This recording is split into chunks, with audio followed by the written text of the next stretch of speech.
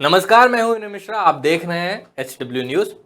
Spyware Pegasus बनाने वाली company NSO group एक बार फिर से चर्चा में है। आईफोन बनाने वाली कंपनी एप्पल ने इजरायली कंपनी एनएसओ ग्रुप पर केस दर्ज किया है।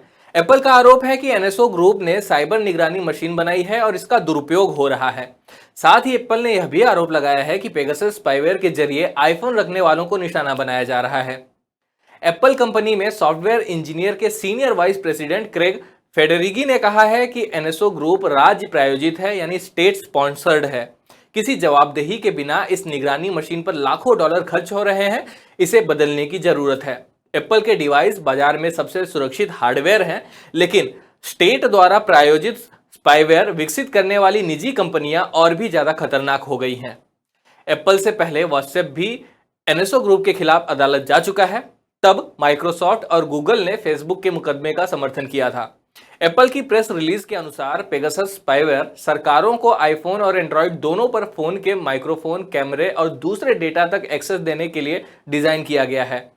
एप्पल ने उन रिपोर्ट्स का भी हवाला दिया है कि स्पाईवेयर का इस्तेमाल पत्रकारों, एक्टिविस्ट और राजनेताओं के खिलाफ किया गया है, जबकि एनएसओ दावा कर चुका है कि उनके ग्राहक अलग अलग देशों की सरकारें हैं। बता दें कि एनएसओ को हाल ही में अमेरिका ने एंटिटी लिस्ट में जोड़ा था। इस लिस्ट में ऐड होने पर अमेरिका से तकनीक खरीदना मुश्किल हो जाता है। MIT टेक्नोलॉजी रिव्यू की एक रिपोर्ट के अनुसार एनएसओ ग्रुप में कर्मचारियों के मनोबल और कंपनी की व्यवसाय करने की क्षमता दोनों के लिए इस लिस्ट में ऐड होना ठीक नहीं है। पेगासस जासूसी कांड के कारण विवाद में आए एनएसओ ग्रुप के अलावा कैंडिरू को भी ब्लैकलिस्ट किया गया है। अमेरिकी वाणिज्य मंत्रालय ने कहा है कि ये कंपनियां अलग अलग सरकारों को जासूसी सॉफ्टवेयर बेचती हैं, जिसका इस्तेमाल नेताओं, पत्रकारों और अन्य लोगों की जासूसी के लिए किया गया। रूस की पॉजिटिव टेक्नोलॉजी और सिंगापुर की computer security initiative consultancy PTE limited को भी ब्लैकलिस्ट में डाला गया है। मंत्रालय की ओर से कहा गया है कि इन कंपनियों ने ऐसे सॉफ्टवेयर की तस्करी की जिनके जरिए कंप्यूटर नेटवर्क में अनधिकृत रूप से घुसा जा सकता है। वाणिज्य मंत्रालय द्वारा किसी कंपनी को ब्लैकलिस्ट में डाले जाने का मतलब है कि वह अमेरिका के सुरक्षा और विदेश नीति से जुड़े हितों के विपरीत काम कर रही थी। इस सूची में शामिल कंपनियों के साथ अमेरिकी कंपनियां कारोबार नहीं कर सकती, यानी अब अमेरिकी सुरक्षा तकनीक आदि में शोध करने वाले इन कंपनियों को सूचनाएं नहीं बेच पाएंगे। इन कंपनियों को विंडोज और आईफोन चलाने वाले लैपटॉप जैसे आइटम खरीदने के लिए अमेरिकी सरकार से अनुमति का अनुरोध करना होगा। अगर कोई अमेरिकी कंपनी इस सूची की कंपनी के साथ कारोबार करना भी चाहती है तो उसे पहले सरकार से इजाजत लेनी होगी और इजाजत मिलने की संभावना नहीं के बराबर होगी। अमेरिकी विदेश मंत्रालय के एक प्रवक्ता ने कहा है कि हम उन देशों या सरकारों के खिलाफ कार्रवाई नहीं कर रहे हैं जहां से ये कंपनियां काम करती हैं।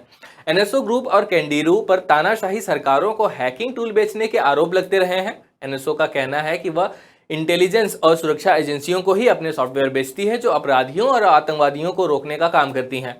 अमेरिका के फैसले पर एनएसओ ने निराशा जताई है। कंपनी के एक प्रवक्ता ने कहा कि उनकी तकनीक आतंकवाद व अपराध को रोककर अमेरिकी सुरक्षा हितों और नीतियों का समर्थन कर रही है। प्रवक्ता ने कहा है कि हम इस फैसले को पलटने का आग्रह करते हैं।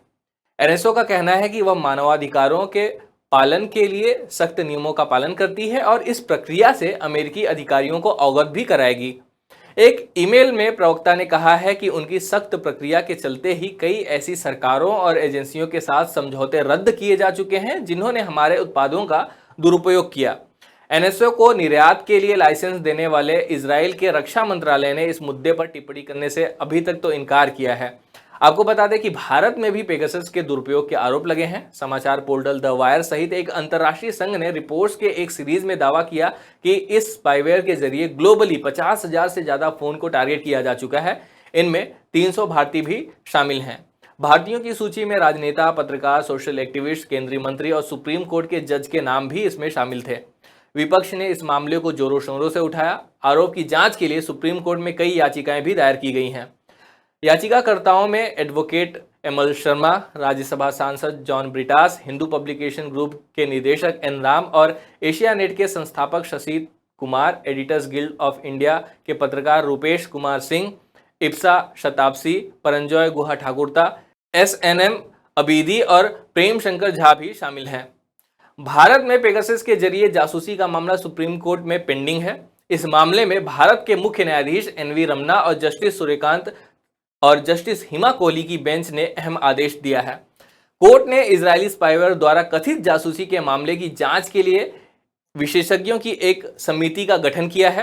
कोर्ट ने कहा कि राष्ट्रीय सुरक्षा की आड़ में निजता का हनन नहीं हो सकता। पीठ ने कहा कि इस 3 सदस्यीय समिति को लीड सुप्रीम कोर्ट के पूर्व जस्टिस आरवी रविंद्रन करेंगे। उच्चतम न्यायालय ने विशेषज्ञों के पैनल से जल्द ही रिपोर्ट तैयार करने को कहा और मामले में आगे की सुनवाई 8 सप्ताह बाद यानी 2 महीने के बाद सूचीबद्ध की है।